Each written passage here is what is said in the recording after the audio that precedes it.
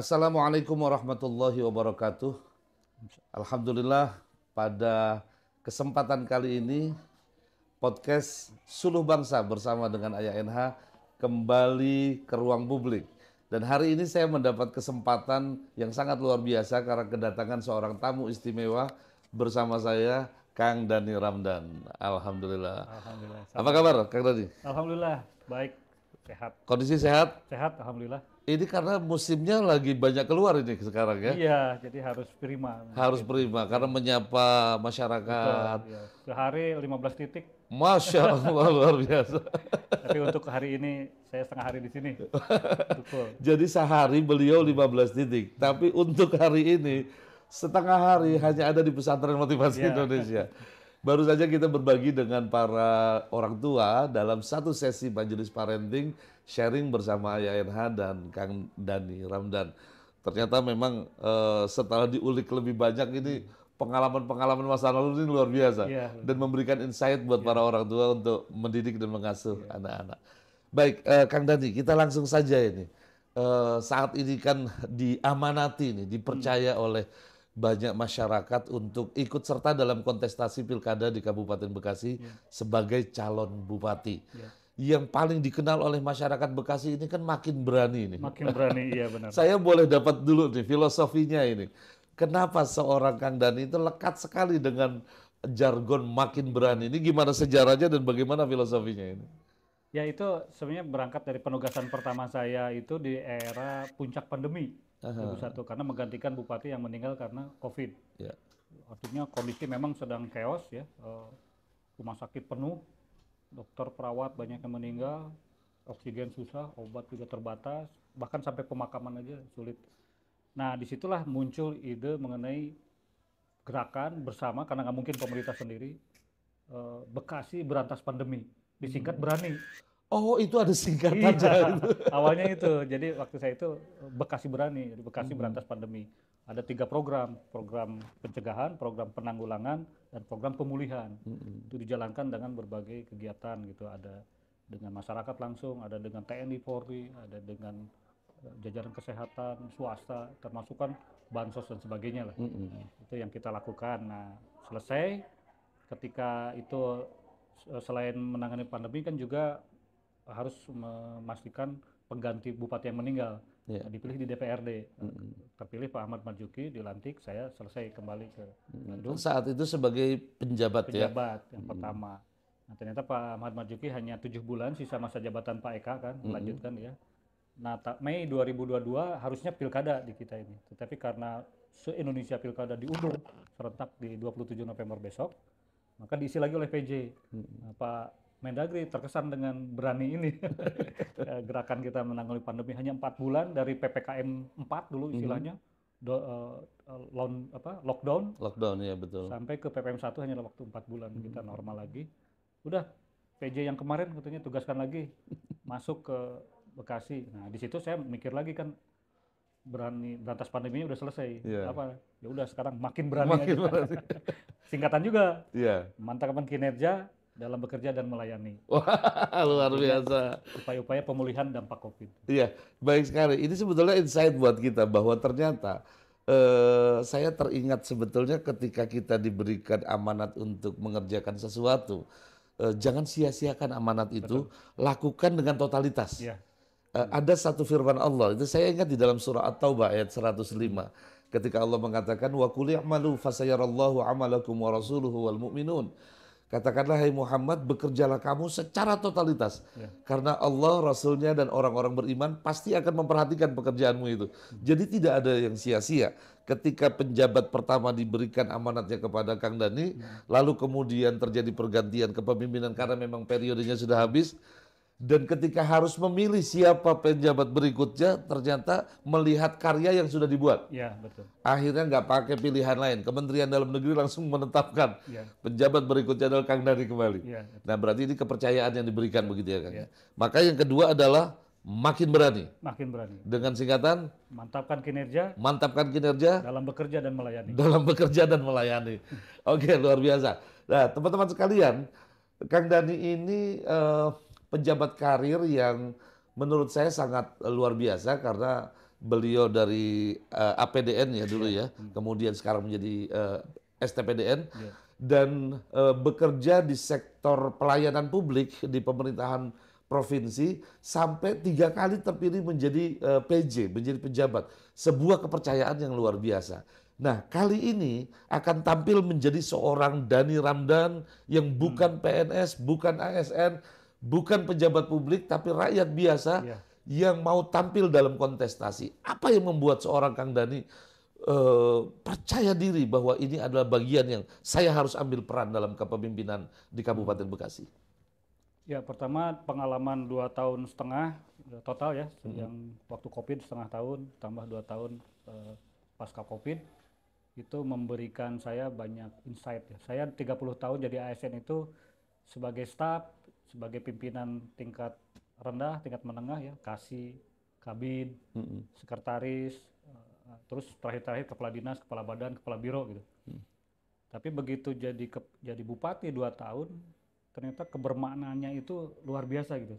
Karena kan jadi pusat pengambilan keputusan gitu. Kalau sebagai kadis, kabin, ya kita hanya supporting lah untuk pimpinan, nanti pimpinan yang memutuskan, yang mengarahkan, yang menentukan arah kebijakan dan termasuk anggaran dan sebagainya. Nah, ketika jadi bupati, oh ya, ternyata kuncinya ada di seorang bupati semua itu. Semua dinas bisa nurut, camat nurut, kepala desa juga bisa diarahkan, sehingga apa yang diarahkan bupati kalau itu kebaikan itu berlipat ganda gitu ya, dampaknya gitu. Itu yang pertama. Yang kedua, tadi persoalan di Bekasi itu sangat kaya, potensinya luar biasa, tapi persoalan-persoalan dasar belum selesai. Apa di antara persoalan dasar yang belum selesai? Waktu saya masuk tuh jalan hampir semua rusak, jalan kabupaten. Selokan-selokan, drainase maupun irigasi juga sudah lama tidak terpelihara. Gitu. Lampu penerangan aja sangat minim, banyak begal waktu itu karena gelap jalanan di malam hari begitu. Belum masalah penganggurannya, belum masalah sekolah, pendidikan, kesehatan. Jadi menurut saya ironis ya, dengan potensi begitu besar kok persoalan mendasar belum selesai. Gitu. Satu contoh saja Pak Kang Dhani, itu kan soal pengangguran ya.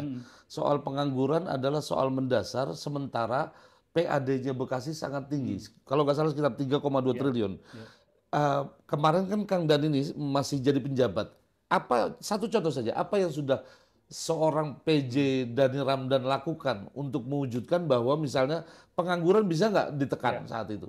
Saya kemarin door to door karena masih konvensional ya, sambil belanja masalah, datang ke perusahaan-perusahaan, terutama perusahaan besar, Hyundai, Toyota, atau Astra, Suzuki, Mitsubishi gitu. Dan juga ada beberapa yang vendor-vendornya. Kita tanya apa sih problemnya?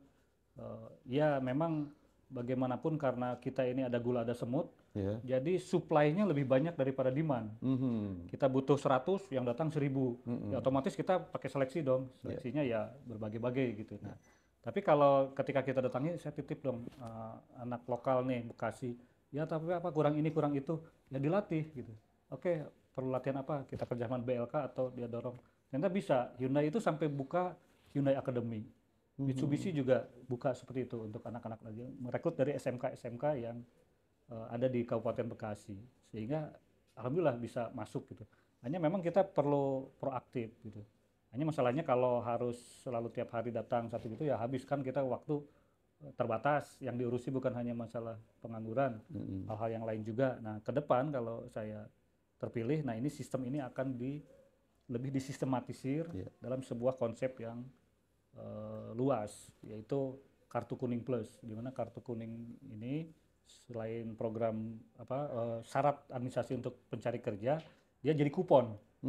Kupon untuk bisa melakukan pelatihan secara gratis. Kenapa gratis? Karena nanti biayanya dari pemerintah. Di mana pelatihannya di BLK pemerintah, BLK pesantren, atau BLK LPK komunitas ya, komunitas, dan LPK yang terpilih oleh kita. Dan itu nanti sudah kerjasama dengan industri? Kerjasama dengan industri, karena nanti kita membayarnya itu kalau sampai dia bisa menyalurkan diserap di perusahaan, baru diganti biaya-biayanya. Atau mungkin juga ada bisa begini Pak Dhani, bahwa misalnya beberapa sekolah, pesantren kan juga ada yang punya madrasah aliyah, ada yang punya SMK ya. Katakanlah di kita misalnya mau membuat SMK, bisa nggak difasilitasi oleh pemerintah kabupaten untuk ada dealing dengan industri, misalnya Hyundai atau apa, apa sih spek yang mereka butuhkan gitu. sangat bisa. Sehingga akhirnya kita 3 tahun, mereka nanti tidak perlu magang lagi. Betul. Mereka sudah jadi karena memang menggunakan kurikulum yang speknya dibutuhkan oleh industri. Itu sangat betul, karena sudah ada 2 SMK yang menjalankan itu. Tapi memang itu SMK yang mereka bikin sendiri di MM 2100, SMK Mitra Industri, dan di Delta SMK Ananda Mitra Industri. Ini memang filial. Mereka itu sarananya, guru-gurunya, kurikulumnya itu disusun bersama dengan para industriawan di sana, sehingga betul-betul link and match-nya kena. Maka 90% itu langsung diserap. Kenapa? Karena yang 10% melanjutkan kuliah. Gitu. Dan ini nanti bisa ya, insya Allah kita lakukan tinggal dengan sektor swasta aja. ya. Ya, direplikasi untuk swasta lainnya. Untuk pesantren terutama ya. Baik. Pesantren. Kang Dadi, ini ada yang menarik sebetulnya dengan PAD yang tinggi, dengan kebutuhan mendasar tadi di masyarakat. Di antara selain pengangguran ya, isu yang lain adalah UMKM yang sebetulnya menggeliat. Mereka ingin menjawab bahwa kami tidak butuh pekerjaan, kami butuh difasilitasi untuk bisa mengembangkan potensi usaha kami. Sejauh mana Kang Dadi melihat potensi itu? Ya, saya lihat selama ini fasilitasi pemerintah sudah dilakukan. Kebanyakan sih pelatihan, kemudian permodalan, kerjasama dengan bank dan sebagainya. Tetapi kok lonjakannya nggak terlalu kuat. Ternyata kuncinya yang saya temukan di sini pemasaran. Jadi kalau mereka sudah punya pasar, apalagi pasarnya captive, mereka produksi apa aja siap. Gitu. Yang penting laku. Gitu. Nah, makanya saya berangkat dari belakang, ciptakan dulu pasar. Apa caranya? Pertama, pameran saya perbanyak. Setiap ada kegiatan Pemda pasti ada UMKM, gitu. Termasuk kegiatan rutin bulanan Botram itu seminggu sekali kemana harus ada UMKM-nya, supaya mereka ada pasar untuk minimal promosi. Yang kedua, pasar yang sifatnya permanen, itu gerai. Kita sudah punya 2 gerai permanen di Gedung Juang, gerai Dekran Asda. Itu kalau mau nyari oleh-oleh Kabupaten Bekasi, yang keren-keren ada di sana, di Gedung Juang. Dan di Ion Mall, itu di 2 lantai bahkan, ada 2. Dan untuk yang makanan sehari-hari itu di Indomart, sudah ada gerai UMKM-nya. Ini sudah berjalan sebetulnya kemarin ya? Nah, tapi yang paling dongkarkan, yang paling dampaknya signifikan itu ternyata toko daring. Jadi saya membuat toko daring namanya Bebeli, agak mirip Beli-Beli ya. Bebeli itu singkatan dari Bekasi Berani Beli, pakai berani itu lagi. Bentuknya platform, aplikasi. Platform. Nah, yang boleh jualan di Bebeli itu hanya UMKM lokal, Bekasi, kecil. Yang membelinya saya wajibkan PNS. Jadi dinas-dinas sampai kecamatan, kalau mau bikin rapat, makan minumnya harus beli ini online. terobosan ini. Saya pernah mendengar adanya Padi ya, pasar digital yang mewajibkan BUMN juga membeli dari produk UKM ya. Ini udah jalan 2 tahun. Yang beli ini ya. Omsetnya berapa coba? Sudah hampir 100 miliar per tahun. Wow, luar biasa. Berapa UKM yang terlibat di dalamnya? Sekitar 1.800. Oke, teman-teman, ini saya semangat kalau bicara UKM karena saya berangkat dari usaha yang sangat kecil. Teman-teman UMKM, ini bukan berita bohong, bukan rencana, bukan rancangan atau cita-cita, tapi ini sudah terjadi. Ternyata selama beliau menjadi PJ, itu ada program namanya bebeli.com. Dan itu menghimpun lebih dari 1.800 UMKM. Ini persis konsepnya pasar digitalnya BUMN. Tetapi di konteks Bekasi, seluruh usahawan lokal diberikan fasilitas seperti ini. Dan sekarang omsetnya sudah mencapai 100 miliar. 100 miliar. Baru Pemda. Nah, nanti kalau saya terpilih nih, saya akan minta perusahaan-perusahaan juga kebutuhan sehari-harinya beli lewat beli. Jadi Jababeka, Lipo, itu semua akan menyerbu 10-20% aja lah dari belanjanya gitu. Kita wajibkan ke pembeli, mungkin bisa 2-3 kali lipat omsetnya. Wah, luar biasa. Oke, ini semangat yang dahsyat sekali.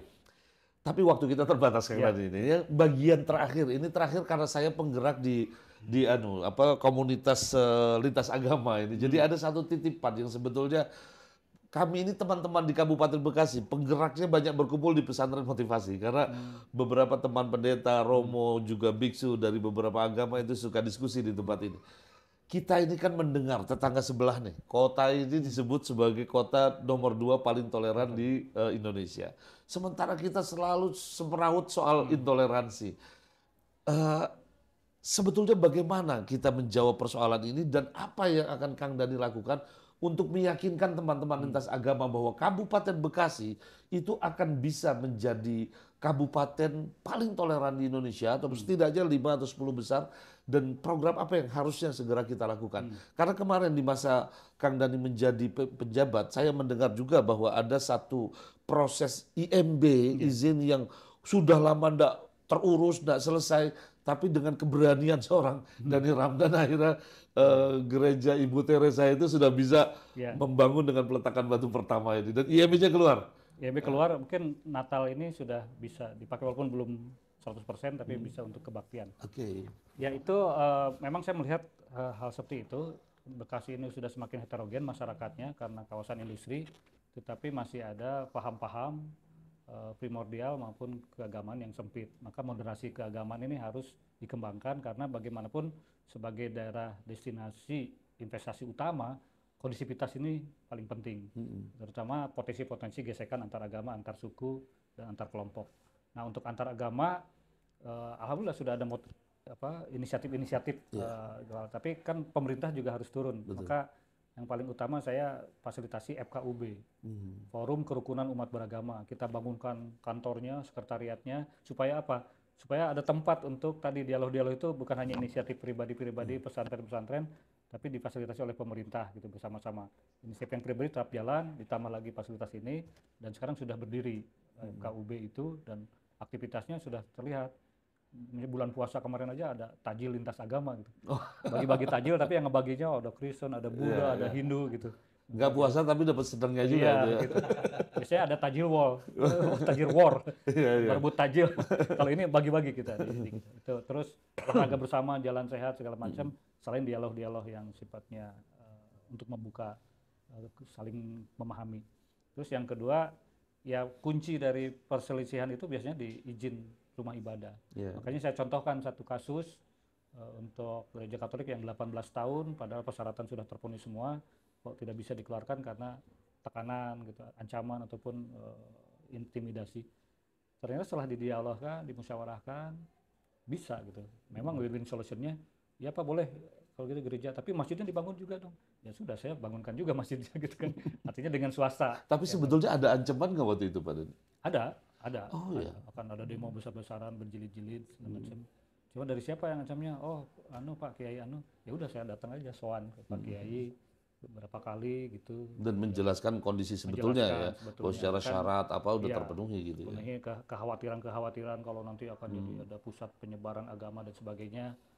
Saya yang jamin, saya bilang kalau ada apa-apa silahkan tuntut saya, karena saya ini gampang, bukan hasil pilkada, bisa diberhentikan kapan saja sampai jaminkan jabatan saya gitu. Itu. Dan alhamdulillah kan tidak terjadi. Kalau ke depan nih, mudah-mudahan kalau terpilih ini Pak Dhani Ramdan, ke depan itu apakah bisa menjadi jaminan bagi teman-teman lintas agama, terutama kelompok minoritas, sehingga hal-hal ini tidak terjadi lagi, atau sejauh mana komitmen Pak Dhani memberikan dukungan kepada teman-teman minoritas? Komitmen itu selain janji, yang paling penting bukti ya. Nah, dan itu sudah dibuktikan. Kegiatan selain FKUB sekarang udah terbentuk Porwala, Forum Wanita Lintas Agama, aktif juga. Terus ada Formula, Forum Pemuda Lintas Agama, aktif juga, mereka bangun dialog segala macam. Izin-izin bukan hanya gereja Katolik, Protestan juga ada yang sedang kita proses, Pura juga ada yang sedang proses. Dan alhamdulillah salah satunya juga saya maju ini dukungannya bukan hanya mayoritas agama Islam dengan ormas-ormas besarnya, tapi juga lintas agama.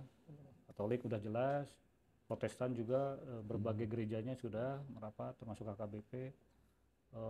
Buddha tadi malam, Hindu juga sudah merapat 100%, Konghucu juga. Jadi itu menunjukkan bahwa kepercayaan mereka terhadap moderasi beragama, kalau nanti saya memimpin komunikasi ini bisa penuh harapan. Baik.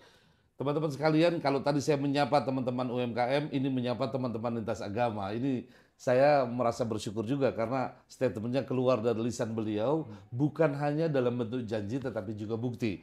Sudah dibuktikan dengan berdirinya rumah ibadah dengan izin yang tidak dipersulit, dan artinya rangkaian cita-cita kita untuk menjadikan Kabupaten Bekasi sebagai kabupaten yang paling toleran, mudah-mudahan sudah dilaksanakan sejak Tentu kepemimpinan. dengan syarat memenuhi semua peraturan ya. Betul sekali, kita tidak boleh melanggar Iya, itu iya. karena paling utama adalah menjaga legalitas, kemudian peraturan dan juga ketertiban umum Iya. yang sama-sama sudah disepakati. Tapi ini saya rasa kabar gembira Pak Dadi ya, bahwa buat teman-teman pejuang lintas agama yang di lapangan ini kan seringkali berkaitan dengan persoalan itu. Iya. Tetapi Kabupaten Bekasi sudah bisa memberikan satu contoh di masa kepemimpinan beliau menjadi PJ. Oh ya, ada satu proyek lagi, Oke, apa nih? Taman Religi.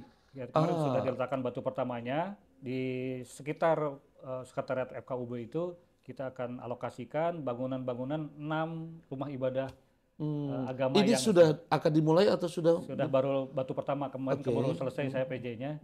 Nanti kalau Oh, terpilih jadi belum sempat dilanjutkan? belum. Memang harus Anda yang memimpin ini ya, supaya ini selesai dengan baik gitu Jadi ya. itu ada masjid, ada gereja Katolik, Kristen. Seperti di Nusa Dua Bali ya. Ya, Itu satu lokasi. satu lokasi gitu. Nah, ini untuk wujud kita kebersamaan bahwa perbedaan itu bukan perpecahan, Ya. tetapi taman sari kebinekaan.